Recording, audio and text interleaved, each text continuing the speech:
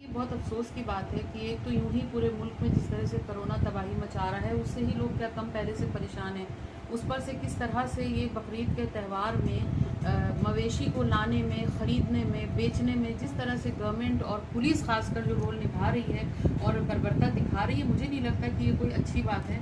हम अपने देश में रहते हुए कोई भी तीज त्यौहार मनाने के लिए पूरी तरह से स्वतंत्र है, इसका हमें संवैधानिक अधिकार प्राप्त है, ये हम सबको मालूम है।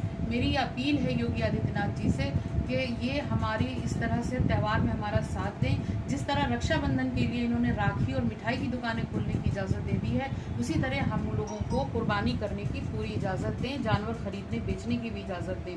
मुझे बहुत अफसोस के साथ कहना पड़ रहा है ये कि पिछले दिनों जो कानपुर में एक शर्मनाक घटना हुई है, जो पुलिस द्वारा अंजाम दी गई है, उत्तर प्रदेश की पुलिस का एक और शर्मनाक ये घटना है कि उन्होंने एक जानवर, एक बकरे को मास्क न लगाने पर उस पर चालान किया है। मतलब सोच करके नहीं लगता कि वो किस तरह से इसको ले जा रहे हैं, कहाँ ले जा रहे हैं। तो मेरी ये अपील है उत्तर प्रदेश सरकार से और योगी आदित्यनाथ जी से कि हम सब लोगों को, चाहे वो रक्षाबंधन का त्यौहार हो या ईद का त्यौहार हो या बकरीद का त्यौहार हो, हम लोगों को अच्छा माहौल दें और हम लोग अच्छे से अपने त्यौहार को मना सकें। उसके अलावा एक बात और मैं अपने लोगों से कहूँगी कि बकरीद के त्यौहार को इस तरह मनाएं कि वो, क्योंकि कोरोना में बहुत सारे लोग भुखमरी और उससे मर रहे हैं, कुछ लोग बीमारी से चल बसे, उस वक्त का माहौल ऐसा नहीं है कि कोई बहुत खुशगवारी में ये त्यौहार मनाया जा रहा है। सादगी से मनेगा त्यौहार। हमारे में बकरीद की कुर्बानी हमारा फरीज़ा है जिसको हमें करना ही करना है, लेकिन उसके लिए इस तरह करना है कि किसी को उससे किसी किस्म की कोई परेशानी, कष्ट ना हो। ये हमारी प्रायोरिटी होनी चाहिए और साथ में WHO की गाइडलाइंस को